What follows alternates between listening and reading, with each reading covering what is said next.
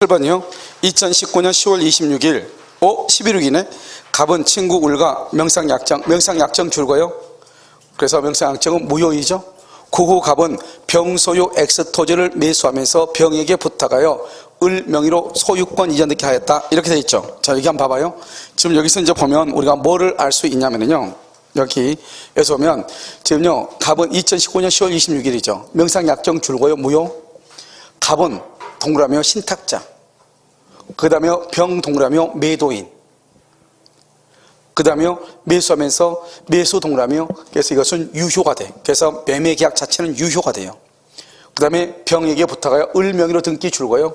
을을 뭐란다? 수탁자죠. 을 명의 등기는 무효가 돼. 무효 쓰고요. 옆줄 긋고 병이 소유자가 돼. 이걸 중간 생략이죠. 갑이 매수했는데 갑이요 매수했는데 을 명의로 등기했죠. 중간 생략이라고 하는 거예요. 아시겠죠? 현재 누가 점유하고 있다? 현재는요 갑이 점유하고 있다 이 말이죠.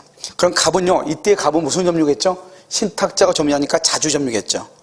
알겠죠? 왜요? 자기 거라고 생각하니까 자기가 매매 계약을 하고, 알겠죠? 등기는 비록 누가 앞으로 되어 있지만 을 앞으로 되어 있지만, 아시겠죠? 갑이 지금 점유하고 있죠. 1번요. 을은 갑에게 토지의 반환을 청구할 수가 없다. 왜요? 을은 소유자가 아니다. 아니죠. 소유자가 아니니까 토지의 반환을 뭐 할 수 없어? 청구할 수 없죠. 2번. 갑은 병에게 X 토지의 소유권 이전을 청구할 수가 없다. 갑은 병에게요 청구할 수가 없다. OX. X죠. 여기 아까 뭐라고 그랬어요? 여기서 매수하면서 그랬죠. 왜냐면 매수는 아까 뭐라 했죠? 매매는 유효라고 그랬죠. 매매는 유효니까 을 앞으로 되어 있는 등기가 무효죠. 그러면 소유권이 누구한테 복귀됐죠? 병에게 복귀됐다고 했죠. 그러니까 지금 그런데 갑하고 병하고 계약은 유효이다 무효이다? 유효이죠. 유효니까 갑은 병에게 등기를 말 수 있다. 청구할 수 있다. 이렇게. 그 다음에 3번. 병은 을에게 X 토지의 소유권 이전 등기 말소를 말 수 없다. 청구할 수 없다. 틀렸죠. 병은 소유자, 을은 소유자가 아니죠. 그런데 을 앞으로 등기되어 있죠. 그래서 병은 직접 말소를 청구하죠. 여기다 직접 말소를 청구해. 갑은 병을 대위해서 말소, 갑은 병을 대위해서 말소 청구. 이렇게. 자, 4번. 갑은 을에게 부당이득 반환을 원인으로 소유권 이전 등기를 청구할 수 있다 그랬는데요. 여러분 봐봐요. 지금요 현재요 을은 을 명의 등기는 유효이다 무효이다? 무효이죠. 무효. 그래서 등기를 청구할 수 있다 없다? 없죠. 갑은 누구한테 청구해야 된다? 병에게. 이번에서 병에게 청구한다 이 말이죠. 5번. 갑은 을에게 부당이득 반환 청구권을 피담보 채권으로 하여 유치권. 여러분요 지금 갑은 을에게 부당이득 반환 청구권을 피담보 채권으로 유치권 된다 안 된다? 안 되죠. 왜 안 된다? 갑하고 을하고는 명상약정이고, 알겠죠? 지금 갑은 을에게 어떤 비용을 청구할 게 있어 없어? 없잖아요. 알겠죠? 그래서 물건으로부터 발생한 채권이 아니죠. 부당이득은. 그래서 유치권을 행사할 수가 없다. 이렇게. 정답 몇 번이다? 1번이에요. 자, 68번은요. 갑은 건물 소유의 목적으로 을의 X 토지를 임차하여 그 위에 Y 건물을 신축했다. 지금요 갑은요 건물 소유의 목적으로 을의 토지를 빌려가지고 그 위에 건물을 신축했죠. 갑이. 다음 성경 틀린 것은 이렇게 됐죠. 1번. Y 건물이 무허가 건물이죠. 그럼요 무허가 건물 박스에 무허가 건물인 것이 세 가지가 들어가죠. 첫 번째 어디에 적용이 돼? 여기 보면 지상물 매수청권의 대상 줄고, 지상물 매수청권의 대상이 되죠. 무허가는. 두 번째는 어디에 적용이 돼? 두 번째는 어디? 무허가 미등기 법정지상권. 그래서 무허가 건물도 법정지상권이 성립하죠. 그 다음에 세 번째는 뭐? 주택임대차 보호법. 오늘은 펜만 가져왔어요 학원에. 알겠죠? 속기사 시험 치려고. 알겠죠? 그래서 세 가지. 자, 그 다음에 2번은요 갑의 차임연체를 이유로 을이 임대차 계약을 해지하죠. 차임연체를 이유로 줄고 차임연체 이퀄 채무불이행이죠. 아주 중요해. 채무불이행일 때는 두 가지가 안 돼. 뭐가 안 돼? 지상물 매수청구, 부속물 매수청구. 지금 여러분요 우리가 지금 문제를 30회부터 지금 문제를 풀고 있죠. 30회, 29회, 27회, 28, 30, 29, 28, 27, 26, 25죠. 지금 내가 봤을 때요, 거의 문제가 비슷비슷한 내용을 계속하고 있어, 지금. 알겠죠? 그러니까 여러분들이요, 내가 얘기했죠? 한 해당 일주일에 한 번씩만 봤으면 벌써 지금 여기 나와 있는 문제들은 대부분 다 알아야 된다는 거죠. 지금요, 6회죠. 6회면 240문제를 푼 거예요. 240문제 곱하기 5를 해보세요. 그러면 1200이에요. 알겠죠? 그럼 1200개의 지문에다가 여기 지금 코멘트 한 게 있죠. 그러면 2000개의 지문이 된단 말이죠. 그 정도면 여기에 있는 것은 거의 80%는 해결이 되는 거죠. 그러니까요, 속기사를 하려고 하지 말고 머리에 좀 집어넣었으면 좋겠어요. 무슨 말인지 알겠죠? 별것 아니에요. 여러분들이 지금 쓰고 나니까 그냥 노니까 그렇지, 이 강의 들었던 것을 지금 계속 하다 보면 금방 머릿속에 들어온단 말이죠. 그래서 여기 있는 문제들 내용들이 다 당연히 알아야 돼요. 새로운 것들이 몇 개 없단 말이죠. 아시겠죠? 그래서 차임연체를 이유로 을이 임대차 계약을 해지한 경우 갑은 지상물 매수청구를 행사할 수가 없다. 지상물 밑에다 써 부속물 매수도 청구를 못해. 채무 불이행이니까. 3번 임대차 기간에 정함이 없는 경우 을이 해지 통고를 하면, 해지 통고 줄거, 을이 누구죠? 을의 토지를 임차죠. 을이 임대인이죠. 임대인이 해지 통고죠. 지상물 매수 청구 행사, 거기 또 줄거, 거기다 뭐냐, 해지 통고죠. 그러면 뭐냐면 갑은 임차인이죠. 갑은 갱신 청구권 행사 없이, 갱신 청구권 행사 필요가 없어. 여기 을이 해지 통고라 되어 있죠. 갑은 임차인이죠. 갱신 청구권 행사 없이 지상물 매수로 청구하는 거예요. 자, 4번 대항력 갖춘 갑이 임차권이 기간 만료로 소멸하죠. 을이 X토지 줄고요. 여기 대항력을 갖춘 갑 줄고시고, 그 다음에 을이 X토지를 병에게 양도 줄고, 병의 양도죠. 그럼 대항력이 있다겠죠, 지금 방금. 그래서 갑은 병에게 지상물 매수 청구를 행사할 수 있다, 이렇게 하는 거예요. 맞죠? 5번 갑이 건물의 근저당권을 설정을 하죠. 기간이 만료하죠. 갑은 을을 상대로 지상물 매수 청구를 행사할 수 있다, 없다? 있다. 그럼 줄고 근저당권 설정 줄고, 우리가요, 근저당권이 설정되어 있다 할지라도 지상물 매수 청구를 할 수 있다, 행사할 수 있다. 행사할 수 있다. 정답 몇 번이다? 5번이죠. 행사할 수 있다. 여쭈고 써. 매매 대금에서 피담보 채권 공제 X, 매매 대금에서 피담보 채권을 공제하면 안 돼. 알겠죠? 그래서 우리가요, 저당권이나 근저당권이 있어도 지상물 매수를 청구해. 그러면 저당권이나 근저당권은 말소를 누가 하냐? 건물 소유자가 말소하도록 돼 있어. 그래서 우리가 매매 대금을 정할 때 건물 대금에서 피담보 채권을 공제할 필요가 없는 거예요. 아시겠죠? 그 다음에 저당권이나 근저당권이 있어도 지상물 매수를 할 수 있다, 청구할 수 있다. 이렇게. 정답은 5번. 자, 69번 집합건물이죠. 집합건물이죠. 1번 집합건물의 임차인 줄고 관리인 줄고 될 수 없다. 틀렸죠. 왜요? 관리인 줄고 이퀄 입주자 대표회의 회장, 이렇게. 관리인이 뭐냐? 관리소장을 얘기하는 게 아니라고. 그래서요, 임차인도 우리가 보면 임대아파트가 있죠. 임대아파트도 입주자 대표회의 회장이 있어, 없어? 있죠. 될 수 있다. 1번 틀렸죠. 2번 서면 결의의 방법에 의한 재건축 결의 줄거 봐. 이것을 관리단 집회라고 그래. 재건축 결의는 관리단 집회에서 해. 이 관리단 집회에서 결의 방법이죠. 옆줄 긋어. 관리단 집회에 썼어요.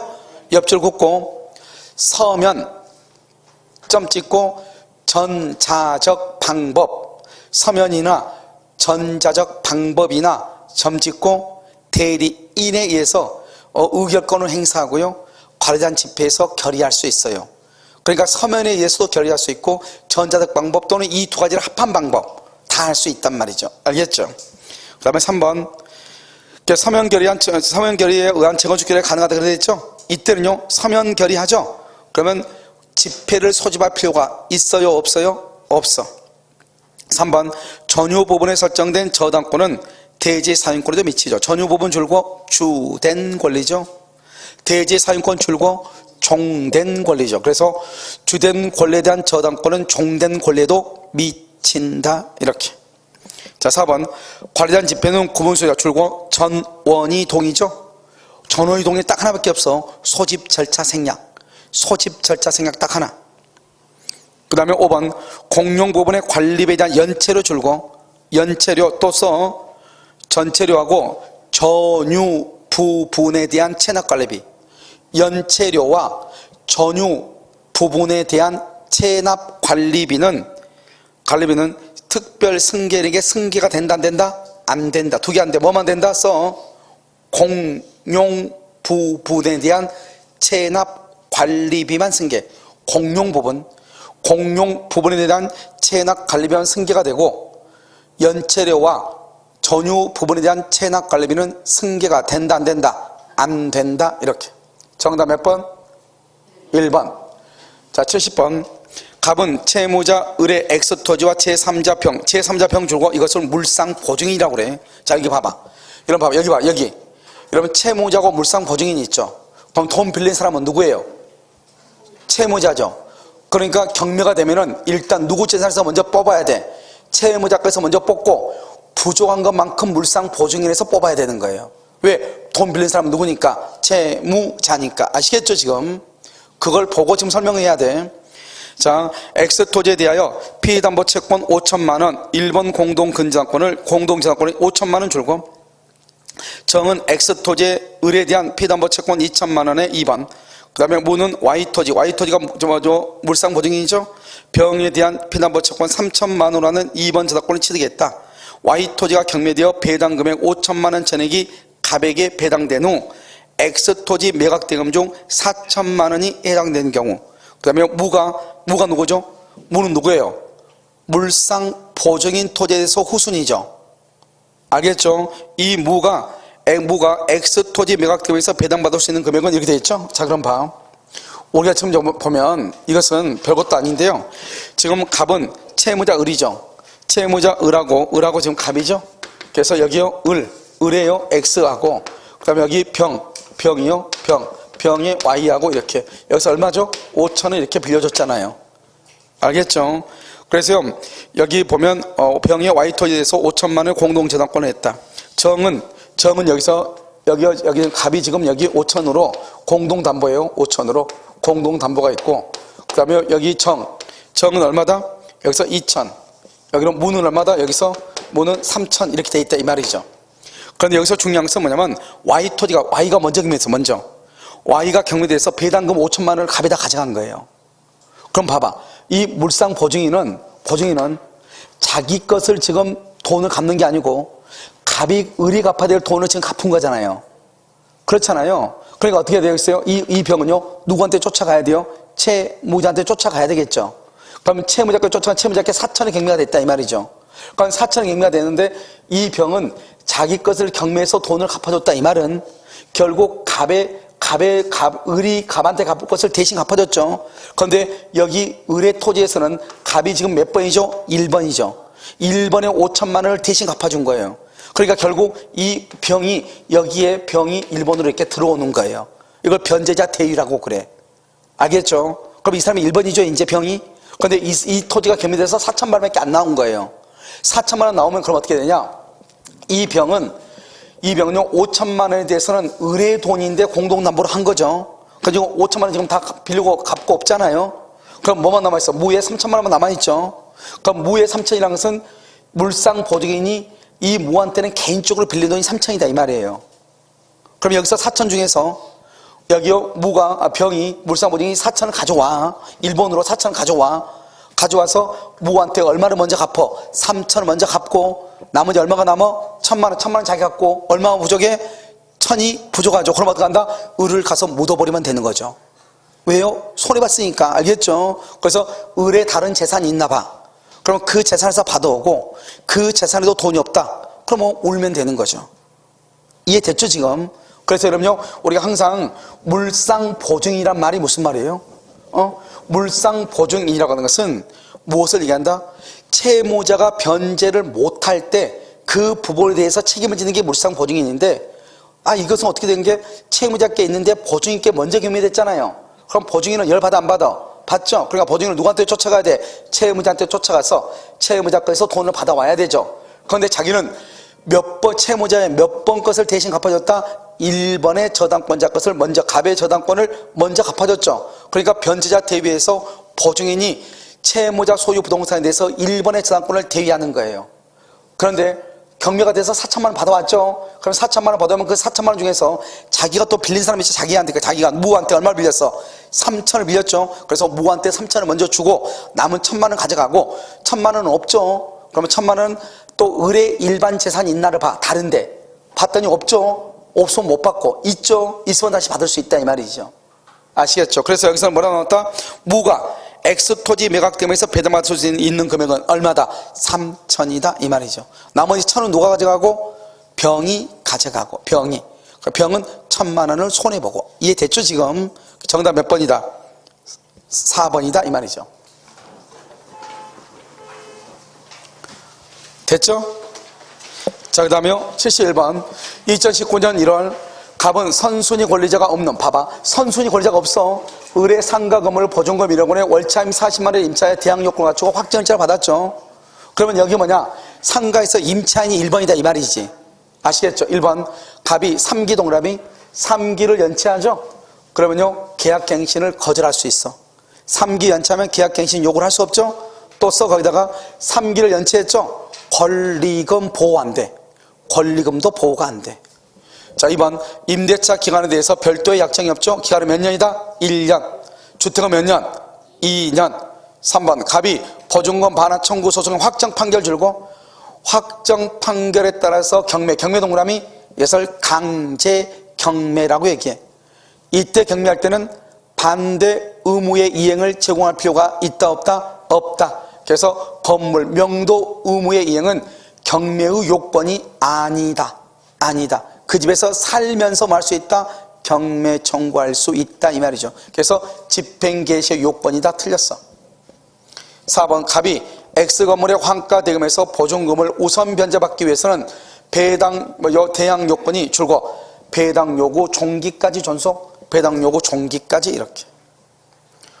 5번 보증금이 전액 변제되지 않는 한 X 건물에 대한 경매가 실시되어 매각되더라도 갑의 임차권은 뭐가 된다? 존속한다. 재밌는 말이죠.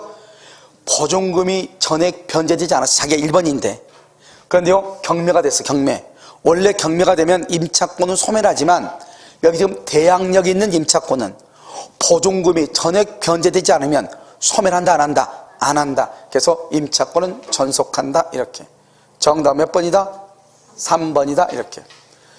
자, 그 다음에 72번 일시사용이죠. 일시사용을 위한 임대차에서 인정되는 권리를 모두 묶은 거 그랬죠. 봐, 일시사용이 뭐죠? 모텔에 2, 3일 잠자는 거.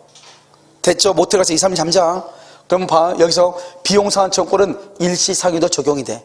생각을 해봐. 생각. 일시는 뭐라고? 2, 3일이라고 그랬어. 3, 4일. 차임이란 말이 무슨 말이야? 차임이 뭐냐고? 월이잖아. 월은 며칠이에요? 30일이잖아요. 그럼 일시예요? 장기예요? 장기죠. 그러니까 안 되죠. 상식적으로. 알겠죠? 여기는 부속물 매수 안 돼. 알겠죠? 그 다음에요. 부속물에 대한 법정질권. 법정질권이 뭐예요? 임차인이 차임 등을 연체를 하면은 임차인 소유 동산이나 과실을 압류하는 것을 법정질권이라고 그래. 그래 이것도 결국 법정질권도 뭐하고 해당이 돼? 차임 연체하고 해당이 돼. 차임 연체하고. 그러니까 법정질권이나 여기요 차임 증액이나 부속물 매수. 부속물이 뭐죠? 이렇게요 뭔가 설치하는 거죠. 일시적으로 사는데 뭘 설치하는 사람이 있다 없다? 없죠. 그래서 일시 사용을 위한 임대차에서 인정되지 않는 것 중에서 가장 시험에 많이 나온 게 부속물 매수예요.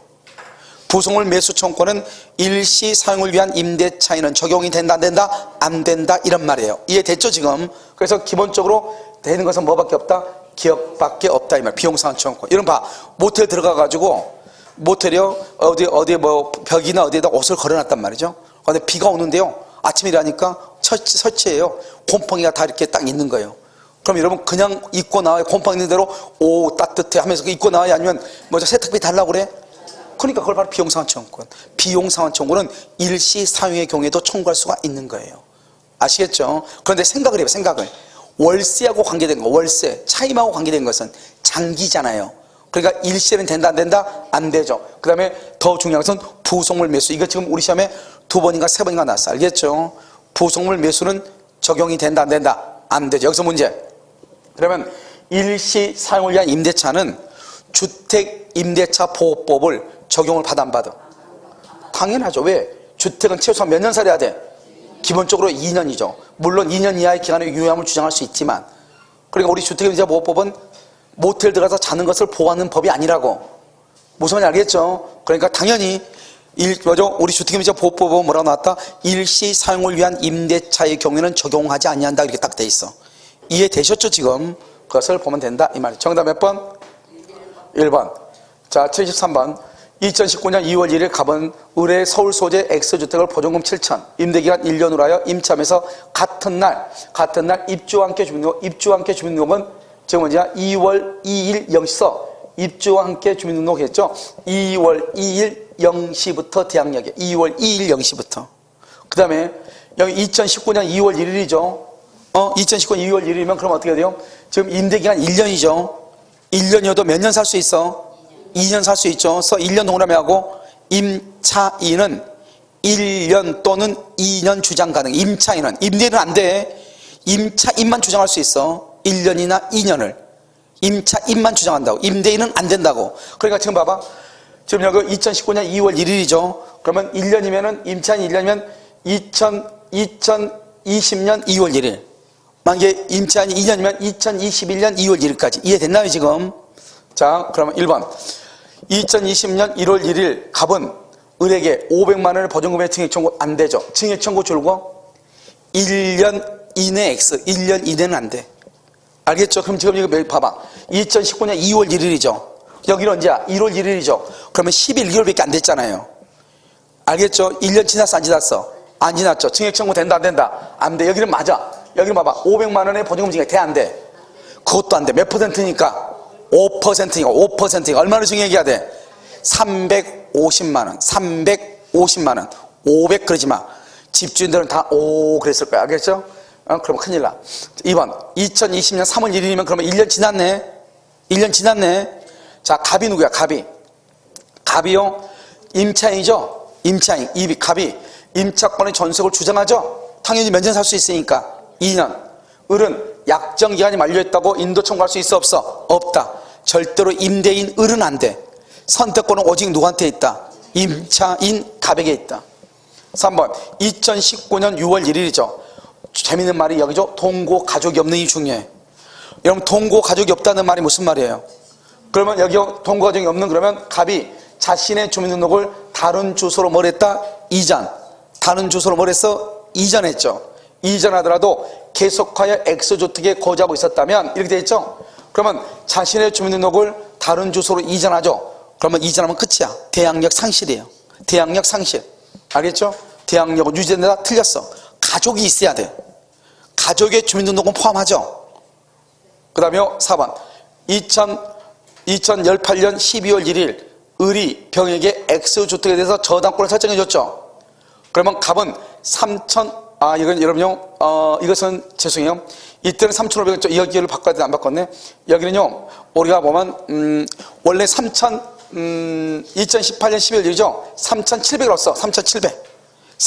여기만 숫자 먹고 이거 안 받네요. 3,700으로 써. 3,700 썼어요? 자, 3,700으로 하고, 읽어. 3,700만 원 한도에서 병보다 우선하게 변제받을 수 있다. 이걸 최우선이라고 그래. 최우선. 왜 그러느냐? 봐봐. 지금 우리는 항상 현재를 기준으로 하는 게 아니에요. 언제를 기준으로 한다? 근저당권이 설정된 시, 줄거. 근저당권 설정. 언제요? 2018년 12월 1일. 여기를 기준으로 해. 그런데 우리는요, 2018년 9월인지 9월 18일 언제부터 보증금이 증액이 됐어. 알겠죠? 2018년 9월인지 그럴 거예요. 얼마로요? 1억 1천에 3,700까지. 1억 1천에 3,700까지. 그게 2018년 9월인 거니까 그럴 거예요. 그럼 지금 여기는요, 2018년 12월 1일이죠. 원래 이게 2014년이니까 그러고 돼 있어. 바꾼 거란 말이죠. 알겠지? 2013년인가 그래.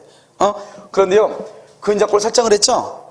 그렇다 하더라도 지금요, 언제에 해당해? 2018년 12월 1일이니까 그때는 1억 1000에 3700이었으니까 얼마까지다? 3700만 원의 한도에서 우선 변제를 받을 수 있다 이래야 돼. 알겠죠? 여기 서울이니까. 만약에 이것이 2018년 1월 1일이다 1월 1일이다 근저당권이, 그러면 2018년 1월 1일을 기준으로 해야 돼. 그러면 2018년 1월 1일에는 보증금이 얼마였냐? 1억 원에 3400이었어. 알겠죠? 그럼 이 사람은요, 아무리 지금은 그렇다 하더라도 어디는 언제를 기준으로 해야 돼? 2018년 1월 1일 기준으로 해야 돼. 그럼 그때는 얼마 받을 수 있다? 3400만 받을 수 있어. 지금 얼마 받을 수 있다? 3700을 받을 수 있다 이 말이죠. 이해됐죠 지금? 근데 저기 정답 몇 번으로 돼 있어요? 5번 돼 있어요. 그럼 5번 맞는 걸로 틀린 걸로. 틀린 거 그러면 얘 틀렸네 그러면. 알겠죠? 틀렸다. 됐죠? 그래서 봐봐. 항상 우리가 여기 봐. 우리가 지금 여기 각색을 좀 잘못해 가지고 지금 항상 뭐냐면 내가 오늘 현재를 기준으로 하는 거 아니라고요. 언제를 기준으로 한다? 그렇죠. 그럼 나보다 근저당권이 먼저 있으면 그 근저당권이 언제 설정되는가를 보라고. 만약에 근저당권이 2018년 1월 1일 날 설정됐다. 2018년 1월 1일? 그러면 언제부터다? 2018년 1월 1일부터면 그때는 1억 원에 대해서 3400이에요. 지금 현재 2020년이죠. 2020년에 만약에 내가 1억 500이다. 그러면 나는 최우선 면제를 못 받는 거예요. 원래 지금을 기준하면 1억 1000 이하니까 최우선이 돼야 되잖아요. 그런데 2018년 1월 1일을 기준으로 하면 나는 안 되는 거예요. 이해됐죠? 근데 2018년 1월 1일 저당권이 있어. 근데 내가 지금 현재 내가 보증금이 7000이에요. 그러면 나는 최우선 면제를 받는 거죠. 얼마까지? 그때 기준으로 얼마까지? 3400까지. 그때는 3400이었으니까. 무슨 말인지 알겠죠? 그렇게 되는 것이다 이 말이죠. 자, 그럼 5번 2019년 7월 1일 을이 정에게 X주택을 양도하죠. 임대차 기간이 만료가 되죠. 특별한 사정이 없으면 갑은 임차인은 누구한테? 정에게 보증금의 반환을 할 수 있다. 청구할 수 있죠. 왜요? 왜 그러죠? 여기 지금 입주와 동시에 뭘 해서? 전입신고를 했죠. 전입신고. 그렇잖아요. 그러니까 이 사람은 대항력이 있죠. 대항력이 있으니까 건물의 소유자가 을에서 정으로 바뀌죠. 그러면 정에게 임차권을 말할 수 있다. 주장하고 보증금의 반환을 말할 수 있다. 청구할 수 있다. 이런 말이에요. 이해되셨죠? 오케이. 정답 몇 번이다? 5번이다. 이렇게. 자, 74번 틀린 것은 계약 해제로 인한 당사자 상호간의 원상회복 줄고요. 해제. 그다음 무효 취소 해제. 무효 취소 해제로 인한 원상회복 즉 반환 의무 부당이득이나 원상회복 무슨 관계다? 동시이행. 무효 취소 해제. 여기 또 나왔죠. 여기 구분 소유적 공유 관계가 해소 동그라미. 이게 연속 지금 3번 났어. 구분 소유적 공유 관계가 해소되면 지분 이전 등기는 무슨 관계다? 동시이행. 지분 이전 등기는 동시이행이다. 3번 임차권 등기 명령이야. 임차권 등기 명령. 여러분 그냥 등기 아니에요. 주택임대보호법상 임차권 등기 명령에 한 등기의 경우는 동시이행이다. 아니다. 뭐를 먼저 반환한다? 보증금을 먼저 반환한다. 3번 틀렸죠. 4번 채권양도 줄고 채권양도 채무인수 또 상속. 채권양도 채무인수 상속의 경우는 동시이행이에요. 동일성이 유지되니까. 그래서 채권양도는 우리 시험에 딱 2번 나왔어. 동시이행이다. 이렇게. 5번 일방 당사자가 선이행 줄고 그것을 중도금이라고 얘기를 해. 선이행 의무를 부담하더라도 상대방 채무이행이 곤란할 줄고 곤란할 현저한 사유 그러면 항변권 행사 줄고 이것을 불안의 항변권이다. 이렇게. 무슨 말이냐? 내가 잔금을 1억 원을 주려고 했더니 등기부상의 소유 명의자하고 등기 명의자하고 매도인하고 이름이 다른 거예요. 그럼 매도인은 갑인데 등기부상은 을로 되어 있는 거예요. 그럼 나는 잔금을 줄 수 있어 없어? 없죠? 이해됐죠? 그것을 얘기해. 중도금을 줄 수도 없죠. 선이행 의무니까 중도금을 줄 수 없다 이 말이죠. 불안하니까. 그것을 불안의 항변권이다 이렇게 얘기를 하는 거예요. 됐죠? 정답 몇 번이다? 3번이요? 자, 75번 청약과 승낙이죠. 자, 불특정 다수인에 대한 청약은 효력이 있죠. 옆줄 긋고 승낙은 특정의 청약자에게 이렇게. 승낙은 특정의 청약자에게 해야 되죠. 그래서 2번이 틀린 거죠. 불특정 다수인에 대한 승낙은 효력이 없다. 2번 맞는 거죠? 그래서 맞죠? 승낙은 효력이 없다. 맞죠? 3번 청약과 승낙은 각각 발송시 얘기가 틀렸네요. 청약은 도달주의죠. 청약은 격지자고 대화자고 다 도달주의예요. 그런데 승낙은요, 승낙은 아무 말 없이 승낙은 도달주의, 대화자가 맞아 격지자를 얘기하니까요. 그래서 승낙은 무슨 주의다? 발신주의고. 그런데 승낙도 대화자가는 무조건 무슨 주의다? 도달주의가 되죠. 그런데 여기서 만약에요, 둘 다 도달시에 그러면 이것은요, 문제가 맞을 수도 있고 틀릴 수도 있게 돼 있어. 격지자고 대화자가 있으니까. 그런데 청약은 격지자든 대화자든 무조건 둘 다 무슨 주의다? 도달주의이기 때문에 명백히 틀린 것이에요. 4번 승낙기간을 정하지 않는 청약은 상당한 기간 내 승낙의 통지를 받지 못하면, 봐봐, 청약은 뭐냐면 청약은 승낙기간 내 승낙의 통지를 받지 못하면 청약은 줄고 효력을 잃는다. 재밌는 말 여기 있죠? 여러분 여기서 문제예요. 우리가 청약을 할 때는 승낙기간을 정해서 청약을 해야 된다. 승낙기간을 정해서 청약을 해야 된다. OX. 우리가 청약을 할 때는 승낙기간을 정해서 청약을 해야 된다. OX. 승낙기간을 정해야 돼. 언제까지 승낙을 하고 그렇게 해서 청약을 해야 된다. OX. 오늘은 그냥 편만 가지고 오셨구만. 여기 봐, 뭐라고 돼 있어? 승낙기간을 정하지 않는 청약으로 돼 있네. 그러니까 청약은 승낙기간을 정해서 할 수 있고 승낙기간을 정하지 않고도 할 수 있다, 이 말이 아니에요 지금. 그리고 우리가 생각했을 때는 청약을 할 때는 승낙기간을 반드시 정해야 된다, 그럴 것 같잖아요. 그렇지 않다고. 아시겠죠? 그 다음에 5번 승낙기간을 정하지 않는 청약에 대하여 줄거 연착된 승낙 물어본다. 새로운 청약으로 볼 수 있다. 정답 몇 번이다? 3번이다. 이렇게.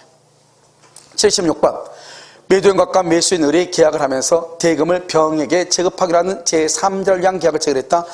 갑을 요약자, 을을 낙약자, 병을 수익자. 1번 을은 갑의 병에 대한 항변으로, 을은 갑의 병에 대한 항변으로 병에게 말 수 있다. 대항할 수 있다. 맞아요? 지금 을이죠. 갑의 병에 대한 항변 줄고, 갑의 병에 대한 항변, 그것을 뭐라 한다? 대가 관계라고 하죠. 우리가 여러분요, 대가 관계에 대한 항변으로 제3자에게 대항할 수 있다, 없다? 없다. 이렇게 없다. 있다. 틀렸죠? 2번 병이 수익의 의사를 표시한 후 을이 대금을 지급하지 않으면 채무불이행이죠.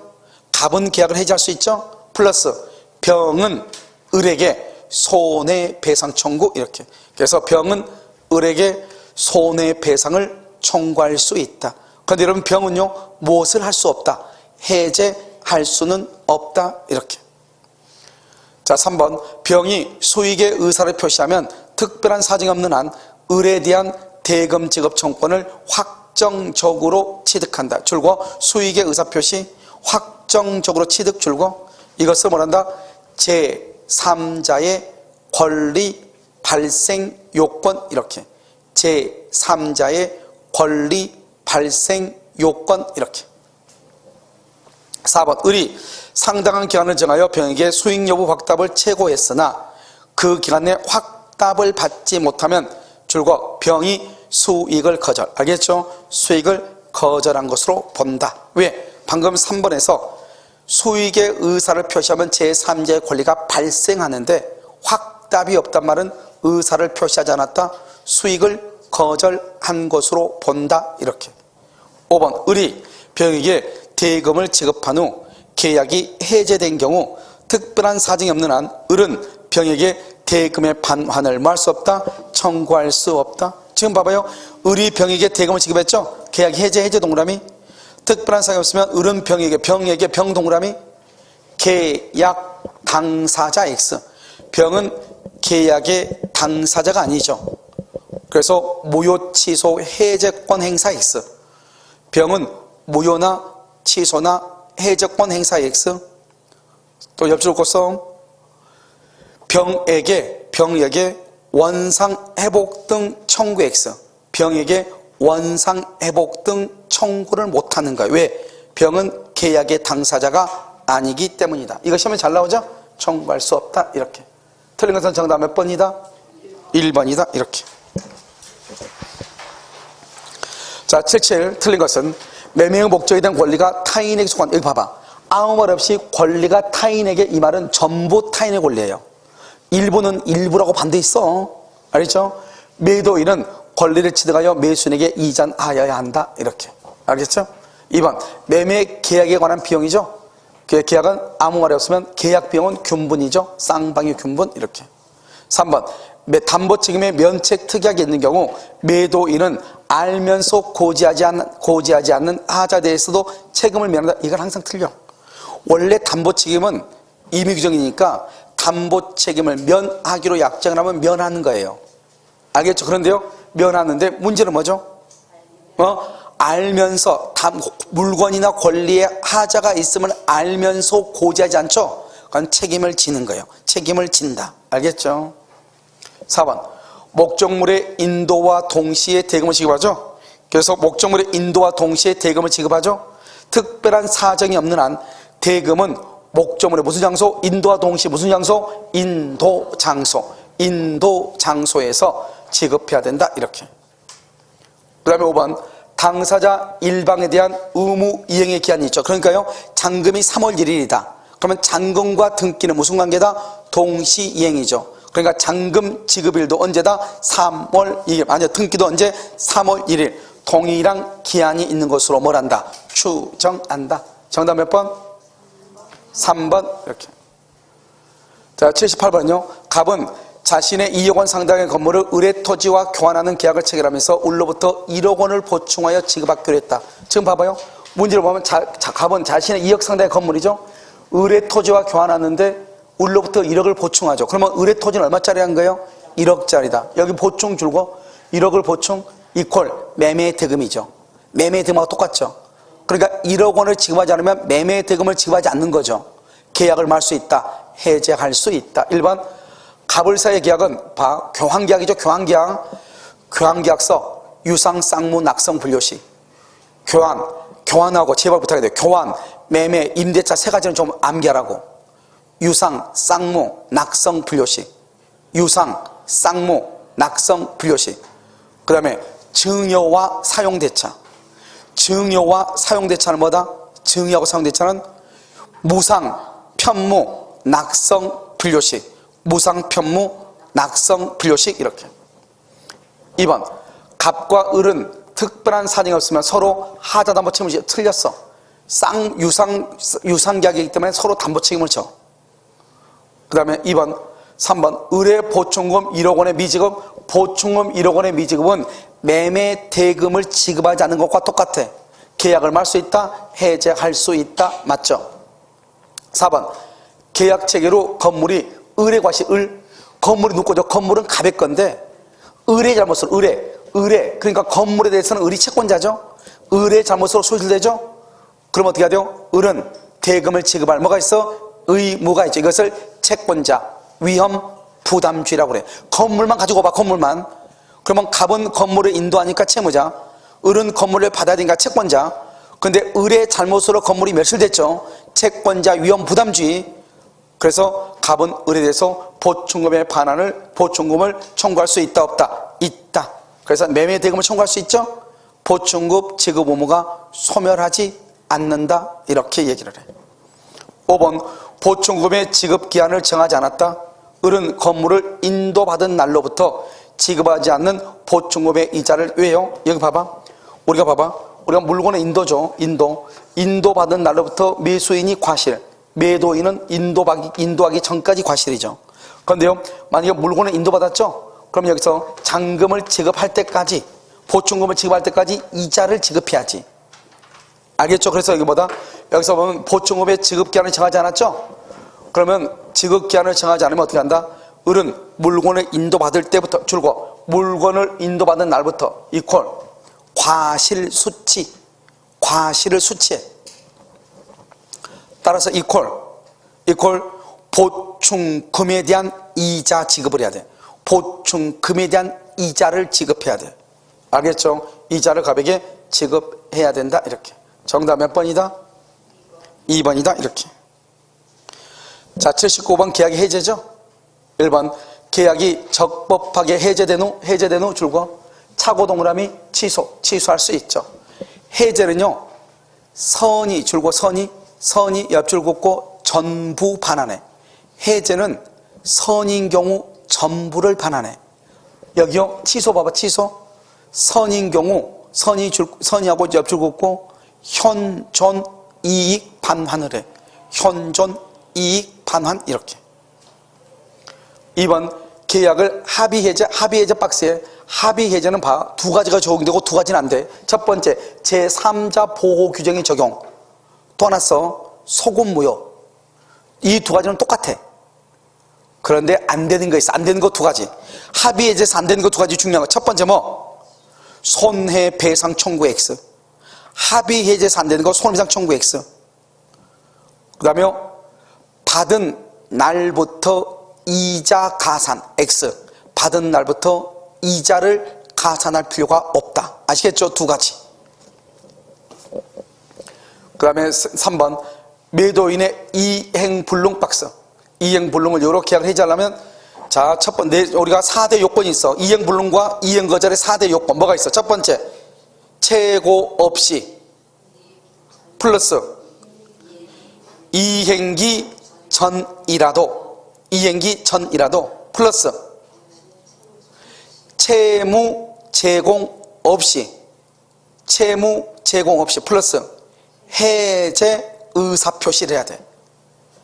자, 다시 최고 없이 이행기 전이라도 채무 제공 없이 해제 의사표시. 여기 봐봐. 매매 대금의 변제 제공을 해야 된다. OX X 제공 없이 해제할 수 있다 이 말이에요. 4번 토지 매수인으로부터 토지 위에 신축된 건물을 매수. 봐봐. 토지 매수인 줄고 토지 매수인 을로부터 토지 위에 신축된 건물을 매수. 그럼 봐. 건물을 매수했죠. 토지 매수인한테 건물을 샀죠. 그럼 지금 어떻게 해서 토지 매매가 해제 줄고 토지 매매가 해제. 그러면 이 사람 누구예요? 이 사람은 건물을 매수한 사람은 토지하고는 관계가 있어 없어? 없지. 이 사람 건물만 산 사람이죠. 그러니까 제3자다 아니다. 이게 중요해. 지금 봐봐. 갑하고 을하고 토지에 대해서 매매를 했어. 1번.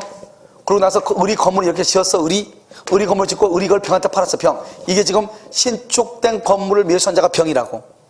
그런데 여기 2번이고 매매에서 3번. 그러고 나서 갑하고 을하고 계약이 4번 해제가 돼서 토지에 대한 계약이 해제돼서 이 사람은 건물을 산 사람인데, 땅에 대한 계약이 해제돼서 이 사람은 토지하고는 관계가 있어 없어? 없죠. 그래서 제3자가 아니에요. 이게 우리 시험에 2번 나왔다고. 알겠죠? 토지하고 건물하고 다르잖아요.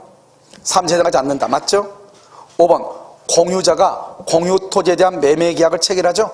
특별한 사정이 없는 한 공유자정 1회는 공유자와 별개로 자신의 지분에 대해서 매매 계약을 말 수 있다. 해제할 수. 이런 봐봐. 공유에서 우리가 어떻게 됐어? 우리가요 해제권 행사는 어떻게 돼? 전원에 대해 행사 써. 일단 해제권 행사는 어떻게 한다고? 전원에 대해서 행사를 해. 문제는 뭐죠? 문제는 옆줄 긋고 동시에 행사 X. 동시에 행사할 필요가 없다고. 땅이나 건물이 토지나 건물의 공유자가 여러 명이죠. 그러면 전원 행사해야 되는데 갑은 2월 1일, 을은 3월 1일, 병은 4월 1일 날 해제를 했어. 그러면 4월 1일 날 계약이 해제 효과가 발생할 뿐이에요. 그러니까 동시에 할 필요가 없죠. 따로따로 할 수 있다 이 말이죠. 그러니까 공유자 중 한 사람이 자신의 지분권에 의해서 해제권을 행사할 수 있어 없어? 있다고. 아시겠죠? 있다 이렇게 얘기해. 그것을 전원에 대해서 이렇게 얘기해. 정답은 몇 번이다? 3번이다 이렇게. 자, 마지막 2019년 5월 1일 갑이 그의 건물을 을에게 매도하면서 같은 해 5월 10일 계약금을 2개월 후에 중도금을 받기로 했다. 1번 갑하고 을 사이의 계약금 계약은 무슨 계약이다? 요물이다. 요물은 뭐가 있어? 4개.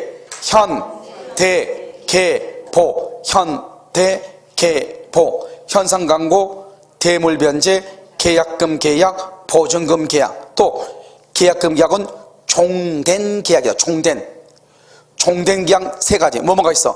계약금, 보증금, 환매 특약. 알겠죠? 계약금, 보증금, 환매 특약. 이 3가지가 뭐다? 종된 계약이다. 핸드폰에 배터리가 아까 없다고 했는데 빨리빨리 해야 돼. 2번 을이 지급한 계약금은 줄과 약정이 없으면 해약금으로 추정해. 약정이 없으면 언제나 그러면 안 돼. 약정이 없으면 아무 말이 없으면 해약금으로 추정해. 3번 을이 계약금을 지급하지 않으면 갑은 계약금 약정을 말 수 있어. 해제. 왜? 지급하지 않으면 이퀄 요물계약이죠. 계약금을 지급하지 않으면 계약금 계약이 지금 있어 없어? 없죠. 그래서 해제할 수 있다. 4번 을이 2019년 6월 10날 중도금 지급 줄과 중도금을 지급했죠. 그러면 갑은 계약금의 배액을 상환하고 계약을 해지할 수 있다 없다? 없다 이렇게. 그 다음에 5번 을이 2019년 7월 10일이네요 중도금과 잔금을 지급했죠. 갑이 등기를 해주지 않죠. 그러면 을은 계약을 뭐 할 수 있다? 해제할 수 있다 없다? 있다. 왜요? 중도금과 잔금을 지급했죠. 그런데 갑이 소유권 이전 등기 해주지 않죠. 이퀄 이행지체. 다른 말로 채무불이행. 채고한 후 계약을 말 수 있다? 해제할 수 있다. 이렇게. 됐죠? 정답 몇 번이다? 1번이다. 이러면 1번이다. 이렇게. 아시겠죠? 그래서 1번 이렇게. 그래서 여기까지가 이제 우리가요, 계약금에 관한 것이고요. 우리가 지금 이제 한번 보시면, 이제 이게 지금 25회잖아요. 그래서 앞으로 이제 24, 23, 22, 21, 20. 그래서 한 5년분 정도를 일단 기본적으로 하려고 그래요. 그러면 11년분이에요.